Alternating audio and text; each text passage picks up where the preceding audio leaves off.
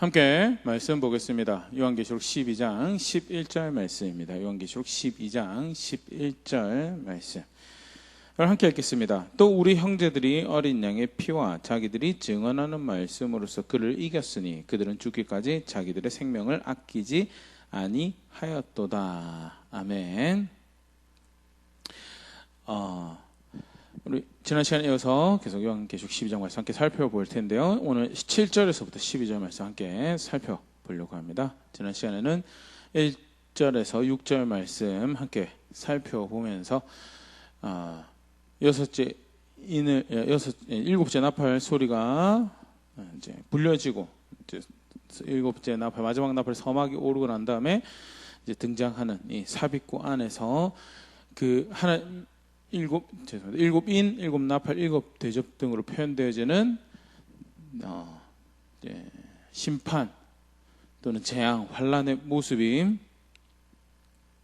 또 이렇게 하나님을 대적하고 거역한 나라를 무너뜨리시는 이 모습이 절대 과한 것이 아님을, 세상의 세력을 잡고 하나님을 대적하는 그런 활동을 왕성하게 펼친, 그리고 그에 의해서 박해받는 하나님의 백성의 모습을, 어려움 당한 하나님 백성을 이렇게 환상으로 보여주면서 절대 하나님 심판이 과한 것이 아니고, 더불어서 교회와 성도가 마지막 때를 살아가는 이 세상이란 곳이 어떠한 곳인가에 대해서 다시 한 번 더 분명히 이제 소개를 하고 있죠.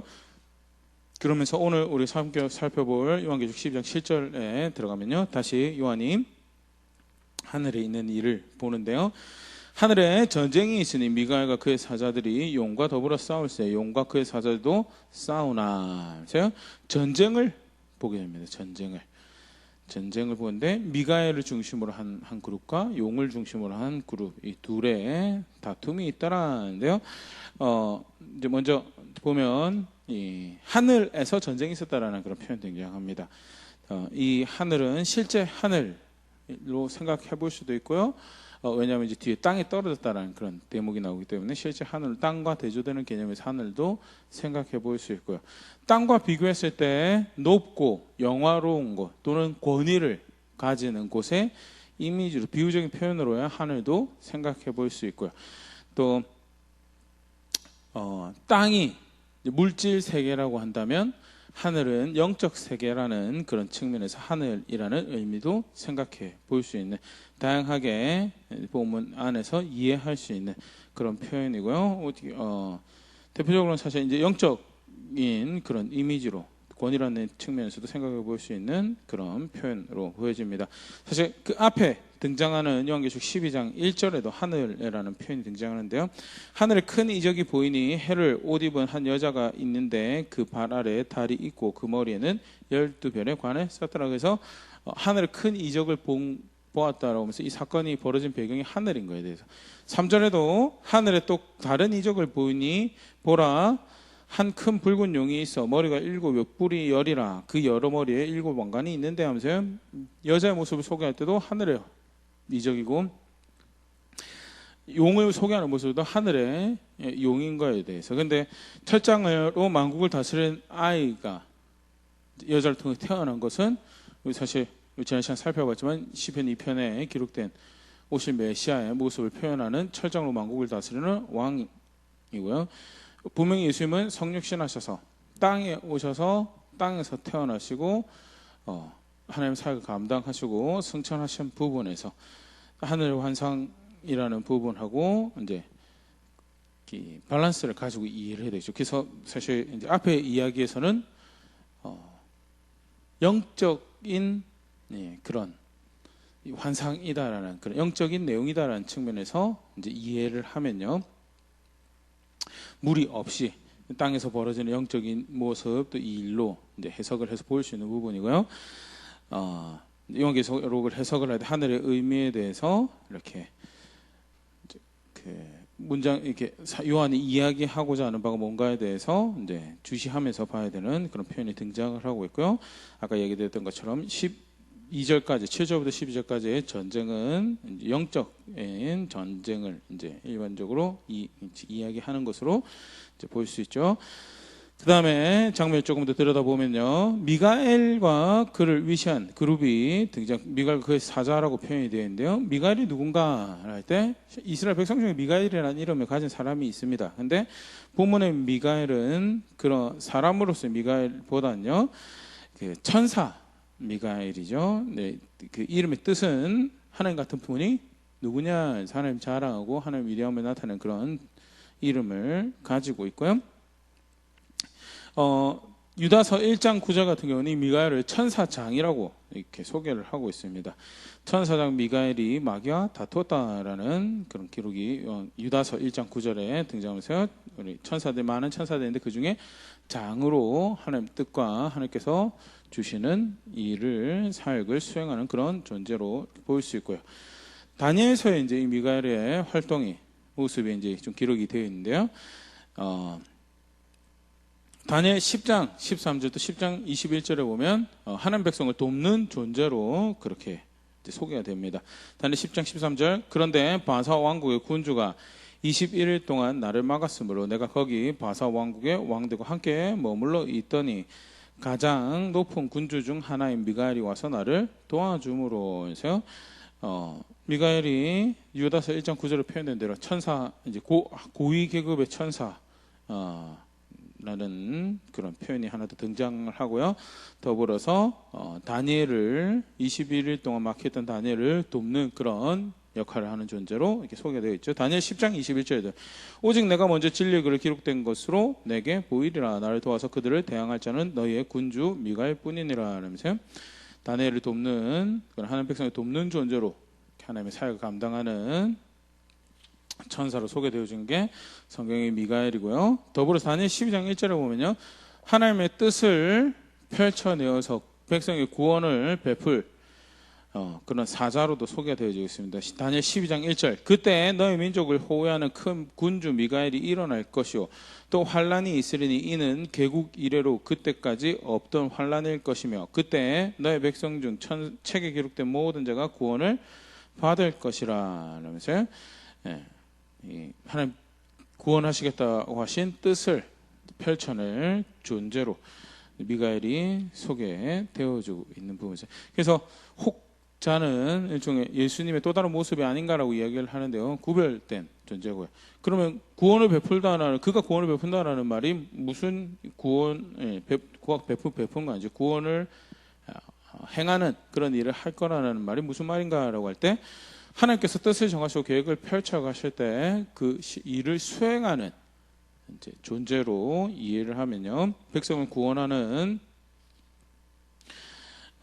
그런 이제 자로 이제 소개되어진 부분에 예수님과 동일한 존재보다는 수행하는 존재, 영적 세계에서 하나님의 뜻을 펼쳐가는 그런 존재로 이해할 수 있고요. 전혀 예수님을 볼 이유가 없는 그런 존재죠.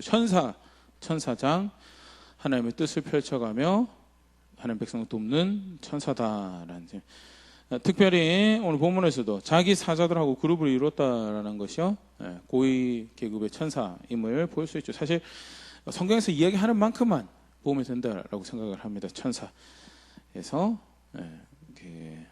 좀 뭐 영적인 세계를 본다 안다라는 분들은 천사의 계급이 어떻고 천사의 이름이 어떻고 성경에 소개되고 있는 만큼만 보면 된다고 생각하고요. 유대교 같은 경우도 그런 신비 문서들이 존재를 하거든요.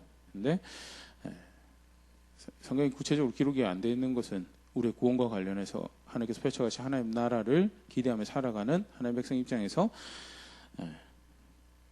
몰라도 충분히 괜찮은 이야기이기에 알리시지 않았다라고 저는 생각을 하고 있고요.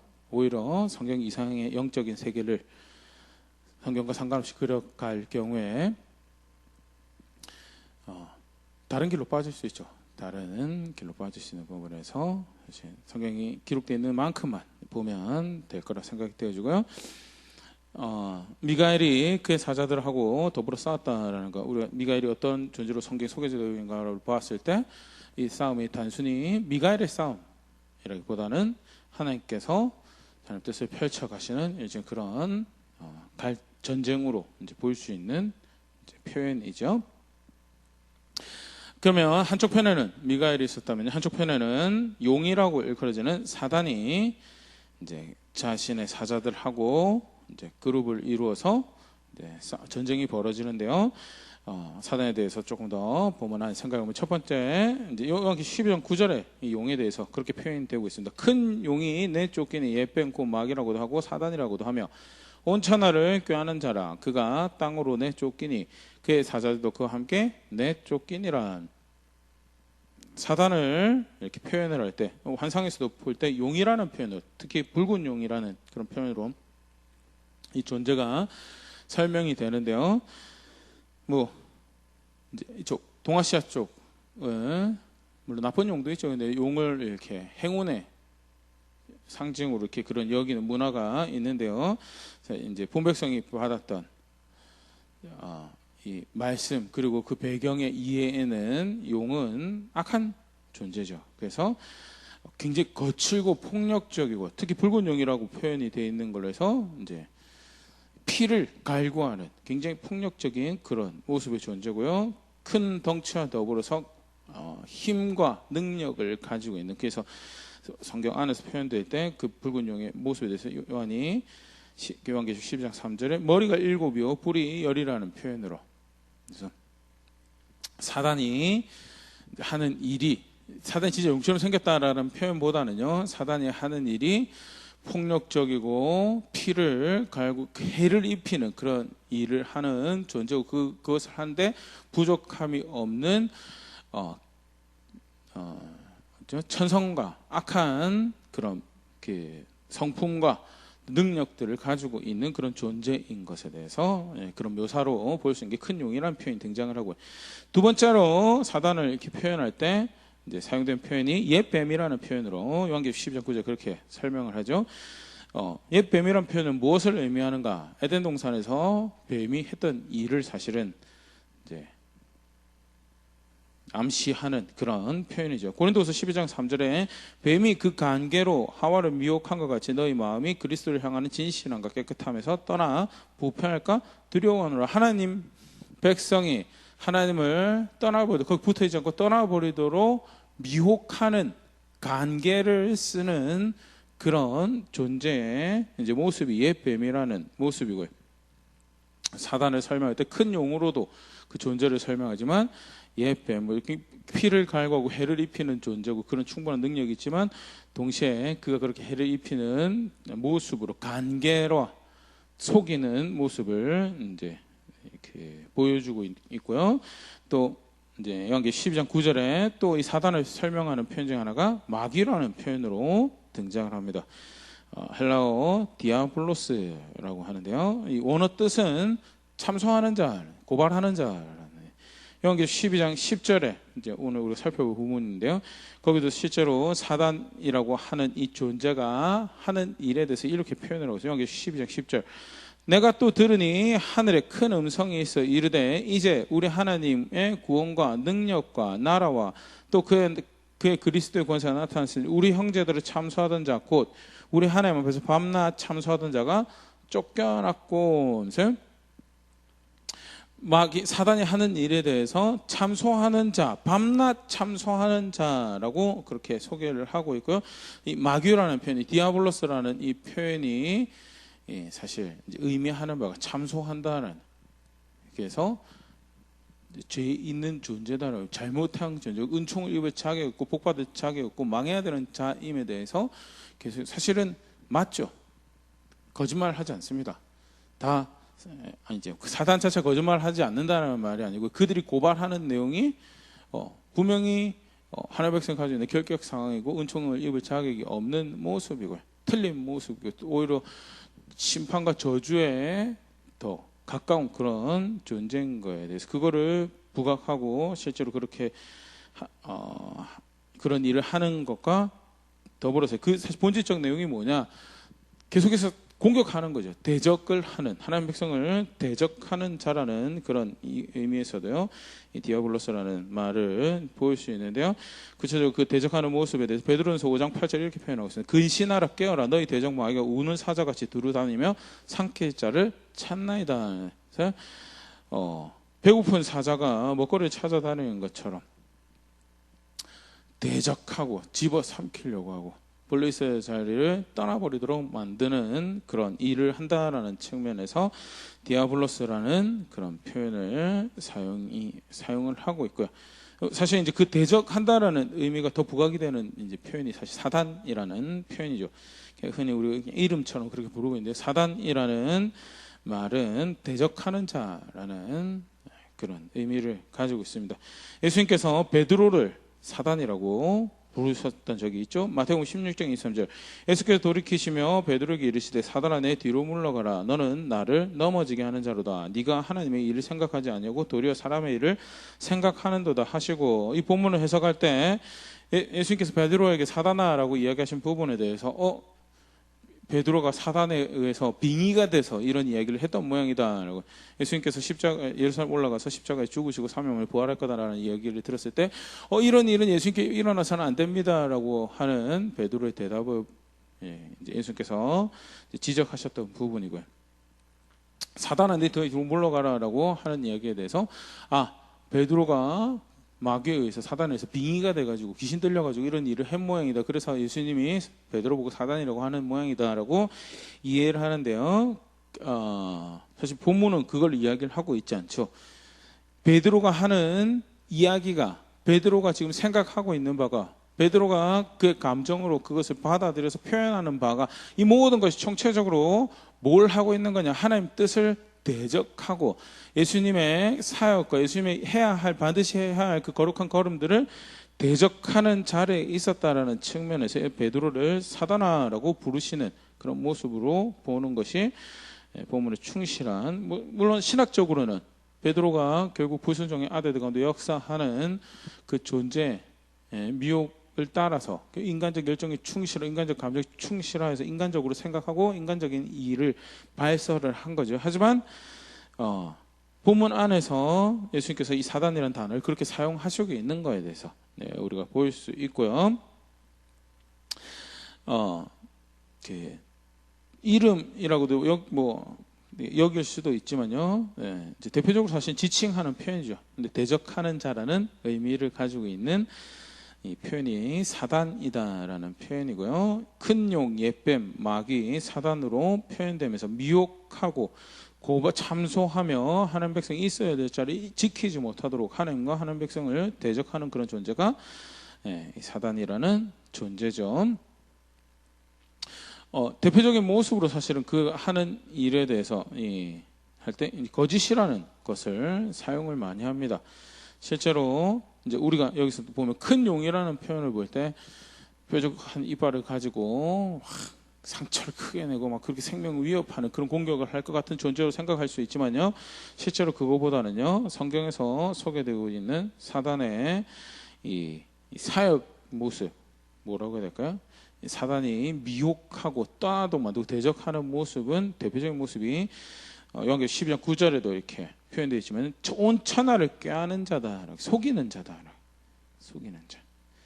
그 하나님 백성을 대적하는 모습이죠. 사단이라고도 하면 온 천하를 꾀하는, 온 천하를 속여서 자신의 것으로 이제 여기고 자신의 영역 안에 지내도록 하려고 하는 그런 존재란 뿐만 아니라 그 본질적 사역의 모습이 속이는, 고린도후서 11장 14절 바울이 그렇게 설명을 하고 있습니다. 이것은 이상한 일이 아니니라 사단도 자기를 광명의 천사로 가장하나니, 속칭 사도라고 하며 선생이라고 하는 자들이 교회를 그릇된 길로 인도하고 오히려 진짜 사도된 바울을 대적하는 그런, 바울과 바울의 복음을, 그 예수 그리스도 복음이죠, 바울이 전하는 복음을 대적하는 그 일에 대해서 원래 사단이 하는 일이 저런 일이다라고, 저들이 누구에게 속했는지 보여주는 모습이다라면서 광명의 천사로 그리스도의 사자인 것처럼 자기들을 가장을 하는데, 실제로는 예수님의 목적과 뜻과 그 말씀과 전혀 상관이 없는 사역을 하고 있는 존재들에 대해서 이야기하면서 사단이 하는 방식이다라는 것을 이야기하는 거죠. 광명의 천사들, 죽음의 천사인데, 표현이 좀 그렇죠. 해를 입히고 대적하는 존재로서 사역하고 온 세상에서 그러한 영향력을 뿜어내는 존재인데, 그런데 겉으로 볼 때는 마치 이렇게 좋은 것을 주는, 하와를 속일 때도 그렇죠. 사단의 소극부들 모든 하나님의 백성들 속일 때 죽는 길을 살 길처럼 여겨지게 만들어서, 그리고 자기는 그 살 길을 주는 이 광명의 천사인 것처럼, 빛의 천사인 것처럼 이렇게 속이는 존재가 사단이다라고 이렇게 바울이 설명을 하면서요, 온 천하를 꾀하는 자로서의 사단의 모습을 다시 한번 이렇게 설명을 하고 있는데요. 그와 더불어서 그가 속인다라는, 광명의 천사 가장한다라는 것이 예수님께서 말씀하셨던 거짓의 아비로서의 사단의 모습도 잘 보여주죠. 요한복음 8장 44절, 너희는 너희 아비 마귀에게서 났으니 너희 아비의 욕심을 너희도 행하고자 하느니라. 그는 처음부터 살인한 자여 진리가 그 속에 없으므로 진리에 서지 못하고 거짓을 말할 때마다 제 것으로 말하나니 이는 그가 거짓말쟁이요 거짓의 아비가 되었음이라. 거짓말쟁이고 거짓의 출발점, 모든 거짓의 근원 누구냐? 사단이다. 그래서 거짓을 삶의 방편으로 삼고 거짓을 말하고 거짓을 행하는 모든 자는 사단을 자신의 리더로, 애비로 모시는 자다라는 그런 말씀을 하시는 건데요. 예수님께서 알고 계시는 분명한 이 대적하는 자 사단의 모습은 속이는, 진리를 따르지 않는 거짓을 방편으로 무기로 삼고 속이는 일을 하며 온 천하를 꾀하고 참소하며 미혹하고, 그래서 결과적으로 파괴하는, 죽이는 그런 일을 하는 존재다. 네, 이제 오늘 그 미가엘하고 이 사단이 하늘 전쟁을 하는 것이 요한의 환상에 이제 보게 되죠. 사단에 대해 관련해서 본문을 조금 더 보면요, 결국 이기지 못하더라. 요한계시록 12장 8절, 이기지 못하여 다시 하늘에서 그들이 있을 곳을 얻지 못한지라. 이기지 못한데 하늘에서 그들이 있을 곳을 얻지, 원래 하늘에 있었다라는 이제 표현을 볼 수 있고요. 뭐 이제 우리 암암리 이해하는 타락한 천사 또는 떨어진 천사, 뭐 그런 모습으로 생각을 할 수 있지만요. 아까도 이야기한 것처럼요, 땅은 낮은 곳이고 하늘은 높은 곳이다라는, 그래서 하늘의 하나님이다라고 하면요, 영적인 존재로서 하나님도 되지만 높은 하나님, 감히 땅에 있는 것들은 다다를 수 없는 높은 하나님이라는 그런 의미로 무학적으로 사용된 표현인데요. 사단이 하늘에 원래 있을 곳이 있었다라는 것을 의미하는 바가 권위를 가진 자라는 그런 의미에서도 이제 사실 보일 수 있죠. 누가복음 4장 5절에서 6절 말씀 보면요, 예수님이 마귀에 의해서, 사단에 의해서 시험을 당하실 때 사단이 그런 이야기를 합니다. 누가복음 4장 5절 6절, 마귀가 또 예수를 이끌고 올라가서 순식간에 천하만국을 보이며 이르되 이 모든 권위와 그 영광을 내가 너에게 주리라. 이것은 내게 넘겨준 것이므로 내가 원하는 자에게 주노라는 것을, 넘겨받은 권위가 있다라는 거, 넘겨받은 권위가 있는 자로 성경 안에 소개되어지고 있는 게 사단의 모습이고요. 그래서 권세가 있다라는 표현으로도 마귀에 대해서 설명을 하는데요. 그런데 다시는 이제 권세와 권위를 가지지 못하는 그런 자가 돼버렸다라는 것이 이제 이 사단의 결국의 모습이죠. 그래서 패배하여서 권위를 가지지 못하는, 권세를 가지지 못하는 자가 되어버린 거에 대해서 이제 이야기를 하고 있고요. 더불어서 분명하게 이야기, 이미 패한 자다, 이미 패한 자다. 히브리서 2장 14절 15절, 자녀들은 혈과 육에 속하였으므로 그도 또한 같은 모양으로 혈과 육을 함께 지니심은 죽음을 통하여 죽음의 세력을 잡은 자 곧 마귀를 멸하시며 또 죽기를 무서워함으로 한평생 매어 종노릇 하는 모든 자를 놓아주려 하심이니. 예수님의 십자가의 사역을 이렇게 설명하면서 그것이 가지는 의미 중요한 하나가 뭐냐, 죽음을 통하여 죽음의 세력을 잡은 자 마귀를 멸하시는 일이었다라는 것이, 예수님께서 마귀를 이제 이미 멸하신, 최종적으로 그를 불못에 던져 넣는 것은 이제 그 이후에 요한계시록 20장에 등장하고는 그런 모습인데요. 근데 이미 승리를 거두셨다는, 이게 사실 이미 충분히 이긴, 결과가 이미 정해진 그런 모습을 이제 이야기를 하고 있고요. 더 이상 그래서 그가 권세를 가지지 못한, 특히 그리스도 안에 하나님의 백성에 향해서 권세를 가지지 못하는 모습에 대해서 이제 그렇게 표현을 하고 있고요. 더불어서 이제 우리가 함께 생각을 해볼 이제 모습이요. 미가엘에 의해서 마귀가 사단이 패배를 해서 권세를 잃어버리게 되었는가라고 생각을 해볼 때 성경은 사실 그렇게 가르치고 있지 않거든요. 하나님의 계획에 의해서 그가 패배를 당하게 되죠. 하나님이 세우신 다윗의 혈통을 쫓는 왕 메시아, 그 메시아 예수님에 의해서 패배를 당하게 되는 게 그 사단이고요. 그래서 오늘 우리가 살펴보고 있는 하늘의 전쟁, 이 사단이 패하는 모습, 그리고 미가엘로 이 전장의 모습이 이제 표현되는 것은 이제 영적 세계를 이제 보여주는 이제 모습으로 보일 수 있고요. 미가엘하고의 싸움은 미가엘이 주체가 돼서 벌어진 전쟁이나 미가엘이 그렇게 사단을 무찌르는 주역이 됐다라는 그런 이야기를 보여주는 게 아니라 영적 세계에서 하나님의 뜻을 수행하는, 하나님이 그렇게 사단을 이기셨다라는 것을 사실은 보여주는 이 모습이고요. 그것이 그 뜻을 수행하는 미가엘과 그 천사들이라는 그 사자들이라는 존재들에 의해서 표현되어지고 있는, 그렇게 보는 것이 성경 안에서 이 본문을 바르게 읽는 모습이죠. 마치 천사가 주체가 되는 그런 전쟁을 치른 것처럼 이해를 하면요, 요한의 의도와 전혀 상관이 없는 그런 이해가 되고요. 요한에게 환상을 보여주신 예수님의 의도와도 전혀 상관이 없는 그런 이해가 되어버린 거에 대해서, 사실 이 천사와 사단이 싸우는 모습에 대해서는 문화의 매체를 통해서 많이 표현이 됩니다.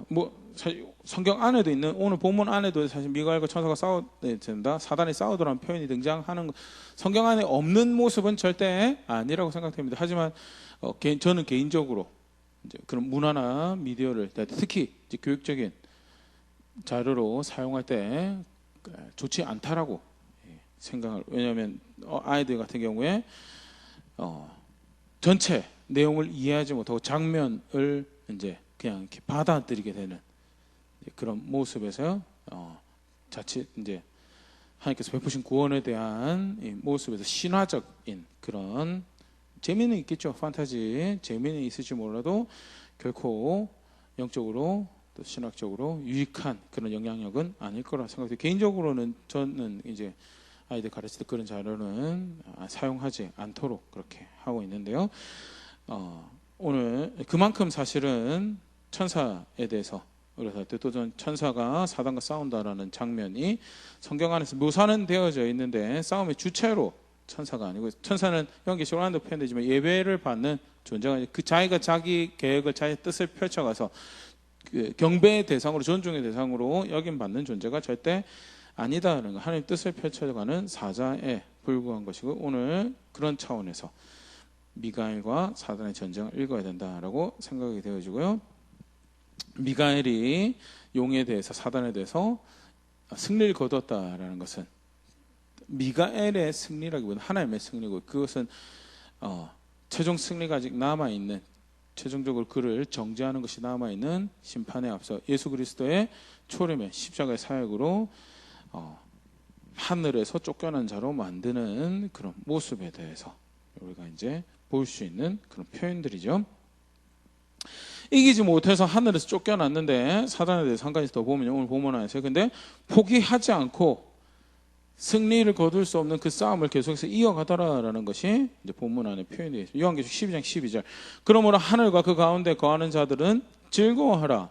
그러나 땅과 바다는 화했을진저 이는 마귀가 자기의 때가 얼마 남지 않은 줄을 알므로 크게 분해어 너에게 내려갔음이라 하더라. 그래서 하늘과 그 가운데 거하는 자들은 이미 죽은 자들로 이해할 수 있고요. 땅과 바다는 이제 이 땅에 있는 사람들을 의미하는 거죠. 그래서 마귀가 하늘에서 쫓겨나서 내려갔음에도 불구하고 크게 분을 표출하는 그런 장소가 될 것이 성도가, 교회가 살아가고 있는 이 땅의 모습일 거더라. 크게 분내어서 하는 일이 뭔가 더욱더 격렬하게 미혹하겠죠. 더욱더 자기 자리를 떠나도록 만들, 하나님 대적하도록 불순종하도록 만들어서 결국 무엇을 선택하고 사는 길인 줄 알고 자기는 철떡같이 믿도록 광명의 천사 자신을 가장하는데, 결국 인도해 가는 곳은 하나님을 대적하는 죽음의 장소로 그들의 사망으로 인도해가는 그 일을 할 것이고, 그것이 때때로는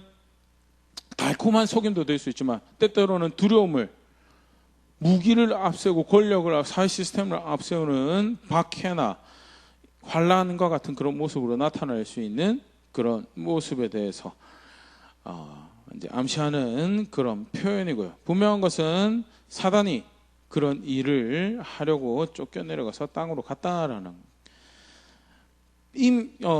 패배했는데 예수님 십자가 사역을 통해서 분명히 패배했는데, 그 창세기 3장의 표현대로 뱀의 머리를 깨뜨리는 그런 일이 벌어졌음에도 불구하고 포기하지 않고 그 싸움을 이어간다라는 것이, 그것이 사단이라는 존재에 대해서 본문 안에서 우리가 볼 수 있는 부분이고, 실제로 아까 우리 베드로전서의 표현도 그렇지만요, 여전히 두루 삼키려고 대적하기 위해서 그 자신의 일들을 펼쳐가는 존재로 사단이, 마귀가 이해되어지고 있는 모습들, 우리가 벌써 교회가, 성도가 실제로 걸어가는 이 환경이, 상황이, 세상이 그런 세상이다라는 것. 그런데 오늘 본문에서 이 승리하는 성도에 대한 이 표현이 등장을 하고요, 그런 이제 노래가 등장을 하는데, 기왕기록 12장 10절 12절, 내가 또 들은 하늘에 큰 음성이 있어 이르되 이제 우리 하나님의 구원과 능력과 나라와 또 그의 그리스도의 권세가 나타났으니. 사실 이 미가엘의 승리가 이제 그리스도의 권세가 나타난 표현이죠. 우리 형제들을 참수하던 자 곧 우리 하나님 앞에서 밤낮 참수하던 자가 쫓겨나고 사단이 패배한 것에 대해서 참수하던 자가 하나님 저들을 이뻐하실 이유가 없습니다. 벌 받아야 됩니다. 저 얼마나 잘못하고 있는 겁니까? 또는 욥의 경우처럼 잘해주시니까 저렇게 하지요라는 참수하는 사단이 이제 그 권세를 잃어버리고 쫓겨나게 된 모습에 대해서 11절, 또 우리 형제들이 어린 양의 피와 자기들의 증언하는 말씀으로서 그를 이겼으니 그들은 죽기까지 자기들의 생명을 아끼지 아니하였노라. 득세하여서 그렇게 참수하고 대적하고 공격하고 죽음의 길을 미혹하고 박해와 두려움으로, 뭐 여러 가지 방법으로 미혹할 수 있죠. 그 대적하는 것에서 승리를 거둔 성도가, 하나님 백성이 있음에 대해서 이야기가 등장을 하고 있고, 그리고 12절, 그러므로 하늘과 그 가운데 거한 자들은 즐거워하라. 그러나 땅과 바다는 화했을지언정 이는 마귀가 자기 때가 얼마 남지 않은 줄 알므로 크게 분해 너에게 내려갔음이라 하더라. 이미 승리가 시작이 되었고, 이제 그가 땅에서 횡포를 부리지만 얼마 남지 않았다라는 것, 그렇게 이제 표현이 되는데요. 11절 말씀 조금 더 같이 생각을 해보면요, 일단은 그리스도에 의해서 패배한 사단이지만 땅에 와서 횡포를 부는데 우리 형제들이 승리를 거뒀다라는 표현은요, 하나님 백성의 음성으로 볼 수 있고요. 여전히 이제 그 분으로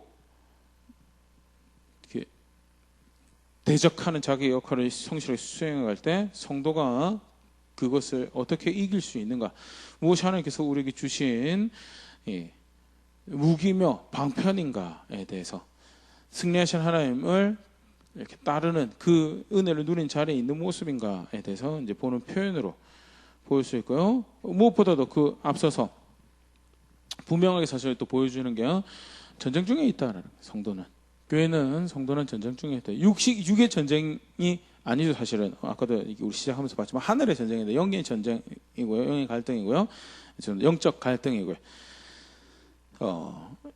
성경 안에서 분명히 이야기하고 있는, 가르치고 있는 부분이죠. 대표적으로 볼 수 있는 부분이 에베소서 6장 10절 12절, 끝으로 너희가 주 안에서와 그의 힘의 능력으로 강건하여지고 마귀의 관계를 능히 대적하기 위하여 하나님의 전신갑주를 입으라. 우리의 심은 혈과 육을 상대하며 하는 것이 아니요 통치자들과 권세들과 이 어둠의 세상 주관자들과 하늘에 있는 악의 영들을 상대함이라. 바울이 에베소 교회를 생각하고 사랑하는 마음으로 편지를 쓱 쓰고 난 다음에 내가 너에게 당부해야 될 마지막 이야기가 있다, 또는 이건 분명히 견지하고 있어라라고 이야기하는 게 우리는 전쟁 중에 있다, 영적인 다툼 아래에 있다, 대적하는 자가 존재를 하고 있고 그와 맞서 싸우는 것이 필요한 여정을 걸어가고 있는 것이 교회고 성도다라는 것. 그런데 그 맞서 싸우는 것은 적이 육적인 존재, 혈과 육을 상대하는 것이 아니고 악의 영들을 대적하는 것, 통치자 권세자 악의 영들을 대적하는 거다라는 부분에서요. 동일한 요한과 동일한 지금 이야기를 하고 있는 거고요. 마지막 때를 살아가는 교회가 우리 긴장감과 경각심 가운데 있어야죠. 그리고 조심스럽게 하나하나 마치 이 땅에서 그냥 아무렇게나 선택하고 살아도 생명으로 갈 것처럼 유토피아를 걸을 것처럼 그렇게 생각해서 절대 안 되고 하나님을 대적하는 것인지 사단을 따르는 것인지 미혹에 속아서 죽음의 길로 가고 있는 것인지 아니면 생명이신 하나님 선택하며 그의 나라를 기대하고 그의 완성을 바라며 가는 걸음인지 경각심과 조심성으로 걸어야 함에 대해서 또 그 적이 존재하고 있다는 사실을 분명히 인지하고 하루하루를 또 매일매일 그런 걸음을 걸어가야 될 것을 분명히 보여주고 있는 말씀입니다. 더불어서요, 이기는 법 뭐냐? 첫 번째로 요한이 이야기하고 있는 것이 또 예수님께서 요한에게 환상을 통해서 보여주시는 이기는 법이 어린 양의 피. 어린 양의 피를 이제 요한계시록 본문 안에서 우리가 생각을 해볼 때 어린 양의 피로 옷을 깨끗하게 하고 그 의미가 이제 그리스도의 법을 따라 그를 신뢰함으로 그 말씀에 순종하여 살아서 옳은 행실로 그 자신의 삶을 깨끗하게 하는 그 믿음을 의미하는 이제 이해가 요한계시록의 중요한 이해 중에 하나죠. 그래서 예수 믿는 것에 대해 신앙 가진 것에 대해 그렇게 표현하는 것인데, 그러면 이 본문에서도 어린 양의 피가 그런 그 피를 의지하는 것을 의미하는가라고 봤을 때 사실 그 다음에 보면 증언하는 말씀이라는 표현이 등장하면서요 조금 다른 의미에서 어린 양의 피를 사용하고 있는 것을 이렇게 보일 수 있고요. 여기서 어린 양의 피는 진짜 말 그대로 참소하는 자 앞에서 우리 변호가 되시는 어린 양의 피를 의미하는 거죠. 로마서 3장 23절 24절 말씀 보면요, 모든 사람이 죄를 범하였으면 하나님의 영광에 이르지 못하더니 그리스도 예수 안에 있는 성령으로 말미암아 하나님의 은혜로 값없이 의롭다 하심을 얻은 자 되었느니라. 마귀가 참소하는 내용이 아까 잠깐 그런 표현을 했는데 왜곡하고 거짓을 행하지, 하지만 참소하는 내용 자체가 틀린 것이냐? 우리 사실은 오늘 하루에 우리가 살았던 모습만 생각을 해보더라도요, 복받을 자로 여겨지고 거룩한 자로 하나님과 함께할 존재로 여겨지는 것은 사실은 내 삶의 모습, 내 상태의 모습을 볼 때는 불가능한 거죠. 근데 도무지 하나님의 영광에 이르지 못하는 그런 존재가 되는 것이, 하나님 법이 정죄하고 그것을 옆에서 이간질하며 참소하는 마귀의 소리가 들려질 때 할 말이 없는 존재가 사실은 나죠. 저고 우리의 이 사람의 모습인데요. 그런데 로마서 3장 24절의 말씀처럼요, 그리스도 안에 있는 성령으로 말미암아 의롭다 여김 받는 그런 존재가 된 거에 대해서 그 정말 말 그대로 그 속량이 대가로 지불되어서 자격 있다라고 의롭다라고 이렇게 하는 그 일이 사실 결국 그게 우리 이기는 법이다라는 것. 내가 죄가 없는 존재입니다. 저는 완전무결한 존재입니다라고 하는 것은 이거 잘못 이해한 거고요. 참소하는 사실에 대해서 또는 자격 없는 존재인 거에 대해서 그렇게 미혹하고 속이는 말 앞에서 맞습니다. 그래서 저는 예수님의 은혜가, 하나님의 은혜가 필요한 존재입니다라고 이야기할 수 있는 그런 자세나 모습이 그 어린 양의 피가 이기는 무기가 된다는, 다르게 그 표현은 그걸 의지한다라는 그런 모습이 될 것이고요. 이기는 무기로서 어린 양의 피가 소개가 되어진 모습을 사실 이제 그렇게 보일 수 있는 거죠. 내가 무엇을 해서 살아가는 것이 아니고 의롭게 하시고 거룩한 존재로 여기시는 속량이 되시는 어린 양의 피가 있는 것이며, 그래서 그것을 의지하고 어떻게 해서든 그 안에 자신을 감추 그것을 신뢰함으로 또 걸음걸음 그것을 따라가는 그런 모든 전체적인 모습을 생각해 볼 수 있는 표현이고요. 그런 의미에서 이 영적인 싸움의 이 모습을 그 이기는 법을 이제 보일 수 있고, 두 번째는 증언하는 말씀이다라는 것은요. 자칫 잘못하면 이제 하나님 말씀이 아니고 내가 증언하는, 성도가 증언하는 말씀처럼 그렇게 생각을 할 수 있는데요. 증인 앞에 증인이라는 교회가 성도가 증인이라는 부르심이 있었죠. 두 증인으로 또 요한이 두루머리를 먹는 표현으로 거의 등장을 한 그런 모습에서 교회와 성도의 모습을 생각을 해보면요. 입술뿐만 아니라 삶으로 주께서 죽으시는 자리에 이르기까지 그 본을 닮아가는, 그렇게 따라가는 자리에서 증인되는 말씀을 따라 사는 이 자리에 있는 성도의 모습을 이렇게 생각을 해보면, 증언하는 말씀은 결국 하나님의 말씀을 따라 사는 그런 성도의 삶을, 또 그들의 고백을 이렇게 볼 수 있는 표현이고요. 하나님 말씀은 능히 사람을 구원에 이르게 한다라고 그렇게 말씀하시죠. 디모데후서 3장 15절, 또 어려서부터 성경을 알아나니 성경은 능히 너로 하여금 그리스도 예수 안에 있는 믿음으로 말미암아 구원에 이른 지혜가 있게 하느니라. 능히 구원에 이른 지혜가 있게 하는 말씀을, 그래서 그 말씀을 따라 사는 증인이 되어가는, 그 말씀의 증인이 되어서 그것으로 증언하는 자리에 있는 그것이 뭐냐? 결국 그게 기한이 얼마 남지 않아서 횡포와 분탕질을 하며 삼킬 자들을 두루 찾는, 그렇게 세상에서 공격한, 대적하는 자로 자신의 일을 벌이고 있는 사단 앞에서 승리를 거두는 모습이다라는 것이 이제 요한이 환상 가운데서 이제 보여주고 있는 거죠.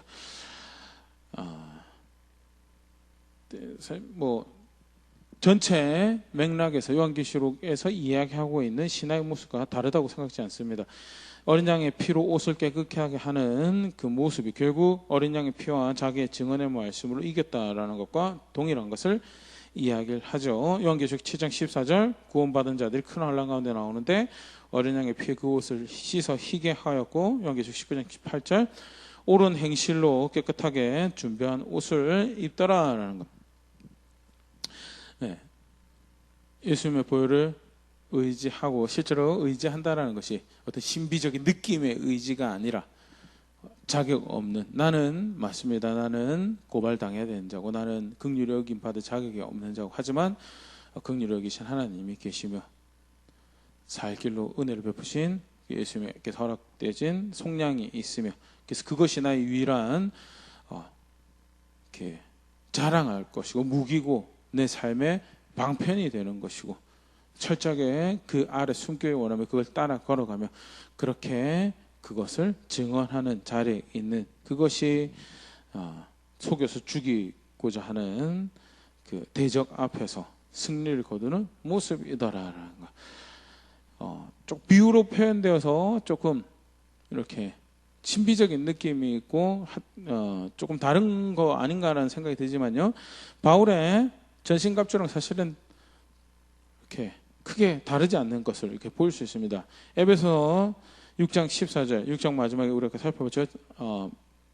대적 혈과육을 상대하는 것이 아니고 영적 존재로 대적하는 싸움이 있다. 그래서 전신갑주 입어라라는 그 말씀에 이어서 무엇이 전신갑주가라고 할 때 에베소 6장 14절 17절, 그런즉 서서 진리로 너의 허리띠를 띠고 의의 호신경을 붙이고 평안의 복음이 준비한 것으로 신을 신고 모든 것 위에 믿음의 방패를 가지고 이로써 능히 악한 자의 모든 불화살을 소멸하고 구원의 투구와 성령의 검 곧 하나님의 말씀을 가지라.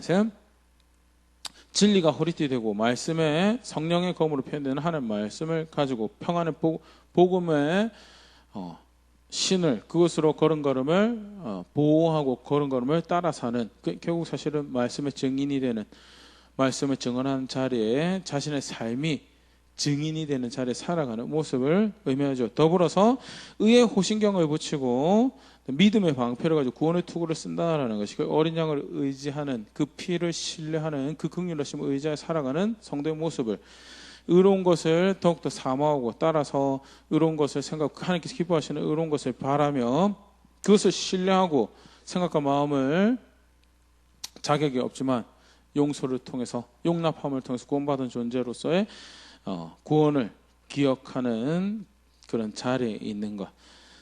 이렇게 바울이 이야기한 전신갑주의 모습이고요. 오늘 요한이 이야기하는 어린 양의 피와 증언의 말씀으로 이겼다라는 것과 다르지 않는, 쉽게 말해서 신약 성경 안에서 가르치고 있는 성도의 마지막 때를 살아간 영적 전쟁에서 승리하는 모습과 다른 것을 이야기하고 있는 것이 아니다라는 것, 이렇게 같이 보일 수 있고요.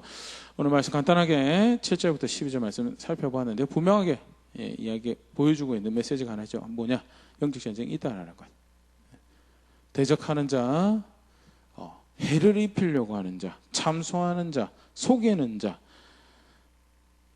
거짓 진리를 따르지 않고 거짓으로 망하게 하는 자가 분명히 있고, 그가 우리의 대적이다는, 그가 우리를 속여 하나님께로부터 떠나도록, 그 예전에 하와가 그 관계에 속아서 하나님을 떠난 것처럼 하나님 백성을 떠나도록 그렇게 우리는 인지하지 않더라도 그렇게 열심히 지금 사역하고 있는 존재가 있다라는 것. 그래서 우리는 원튼 원하지 않든 예수님을 알고 그를 구원의 주로 안다라고 했을 때, 그러고 마지막 때를 그날에 완성될 구원을 향해서 살아간다라고 했을 때, 원튼 원치 않든 전쟁 가운데 있고 갈등 가운데 있는 존재들이다라는 것에 대해서 다시 한번 더 분명히 소개를 하고 있고요. 더불어서 그럼 무엇이 이기는 것이냐?